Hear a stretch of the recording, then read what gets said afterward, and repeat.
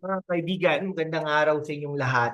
Ako si #WalkWithLan at ngayon sa ah, ating programa dito sa YouTube, pag-uusapan natin ang isang mainit na issue na dapat nating bigyang pansin. Bumaba na ba ang kalidad ng mga kandidato sa Senado para sa 2025 election? Teka lang. Bago natin simulan, kung hindi ka pa nakapag-subscribe, i-click mo na yung subscribe button na yan at i-on mo rin ang notification bell para hindi mo mamiss mga susunod nating matitinding talakayan.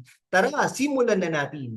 Mga kababayan, napansin nyo ba? Parang iba ang hangin ngayong eleksyon, ha? Ayon kay political analyst Edna Co, dating dean ng UP National College of Public Administration and Governance, bumaba na raw ang kalidad at karakter ng mga kandidato sa Senado. Pero teka, ano bang ibig sabihin ng kalidad? At bakit nga ba natin ito pinag-uusapan? Ang Senado, mga kaibigan, ay hindi basta-basta. Hindi ito barangay council o munisipyo. Ang mga senador ay gumagawa ng batas para sa buong bansa, mula sa ekonomiya, edukasyon, hanggang sa relasyong panlabas. Kaya naman, kailangan natin ng mga kandidatong hindi lang sikat, hindi lang may pangalan, kundi may talino, paninindigan, at malalim na pag-unawa sa mga isyong pambansa at pandaigdigan. Pero ang tanong, meron ba tayo nito ngayon? O puro showbiz, vlogging at popularity contest na lang? Ayon kay Edna ko, bakit tayo dumadaos-dos pababa imbis na paangat? Mga kaibigan, itong tanong na ito ay magpapagising sa atin. Sa 2025, halo-halo ang mga kandidato. May mga re-electionists, may mga artista, vlogger, leader ng people's organizations, at baging mga kinatawan ng mga mangingisda at manggagawa. Pero teka, hindi naman masama na magkaroon ng iba't ibang background, no? Diversity nga, ika nga, di ba?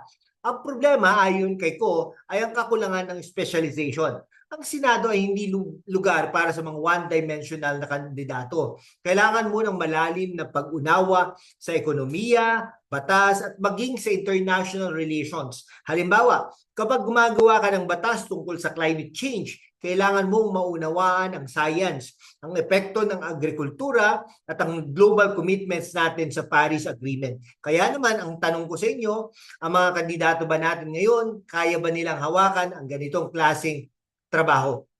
Ngayon, tignan natin ang saligang batas ng 1987 Constitution. Ha? Ano ba ang requirements para maging senador? Simple lang, natural-born Filipino citizen. 35 years old, marunong bumasa at sumulat, at rehistradong butante. Teka, parang mas higpit pang requirements sa pag-apply ng call center agent, di ba? Or sa BPO industry. Pero seryoso mga kaibigan, itong minimal na requirements na ito ang nagbibigay daan sa napakaraming kandidato. Mula sa mga sikat na artista hanggang sa mga vlogger na viral dahil sa TikTok. Pero ang tanong, sapat ba itong mga requirements na ito para masigurong mataas ang kalidad ng mga senador natin? O kailangan na natin mag-isip na mas mahigpit na pamantayan? Si Edna ko, hindi sang-ayon sa stricter guidelines. Sabi niya, nasa kamay ng botante ang desisyon. Pero dito tayo mag-iingat. Kung ang botante mismo ay hindi informed, paano tayo makakapili ng tama? Dito na tayo sa exciting part, mga kaibigan. Sabi ni Edna ko, ang eleksyon ay hindi lang tungkol sa kandidato, tungkol ito sa atin, sa botante. Ang assumption daw ay matatalino mga Pilipino pagdating sa pagboto. Pero aminin natin, maraming botante ang nadadala sa popularity, sa charm, o kaya ay mga viral na campaign jingle. Kaya naman ang hamon natin, magboto ng may paninindigan. Pumili ng kandidatong may malinaw na posisyon sa mga isyong pambansa. Halimbawa, ano ang plano nila sa inflation, sa West Philippine Sea, sa edukasyon? Hindi sapat na magaling sila sumayaw o maganda ang vlog nila. Kailangan natin ng mga leader na may vision at integridad. Kaya naman mga kaibigan, i-check natin ang track record ng mga kandidato. Ano ang magagawa, ano ang nagawa nila? Ano ang prinsipyo nila? At higit sa lahat, kaya ba nilang panindigan ang interes ng bayan? Ngayon, pag-usapan natin ang iba't ibang uri ng kandidato. Sa 2025, may mga artista, vlogger, at maging mga leader ng people's organizations. Hindi naman masama ang diversity, di ba? Halimbawa, ang mga kinatawan ng mangingista at manggagawa, silang may direktang karanasan sa mga problemang hinaharap ng ordinaryong Pilipino.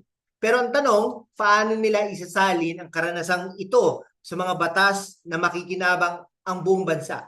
Ang mga artista naman, marami sa kanila ang may plataforma, pero kailangan nating tanungin, totoo ba ang intensyon nila o gimmick lang para sa publisidad?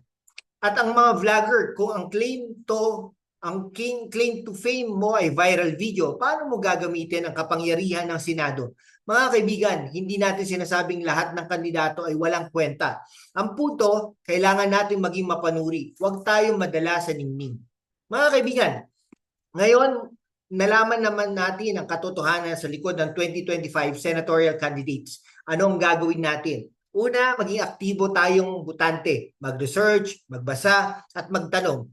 Pangalawa, kung hindi ka pa nakasubscribe, ano pang hinihintay mo? I-click mo na yung subscribe button at i-on ang bell para updated ka sa mga ganitong klaseng talakayan.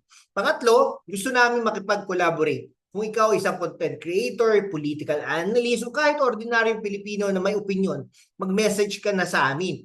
Gusto rin namin makipag-partner sa mga brand at advertisers na naniniwala sa aming misyon na i-educate ang mga Pilipino. Mag-email kayo sa siralanburgos@gmail.com para sa collaboration at advertising opportunities. At higit sa lahat, ibahagi mo itong video sa mga kaibigan at pamilya mo. Ang kaalaman ay kapangyarihan at ang kapangyarihan ito ay magsisimula sa atin.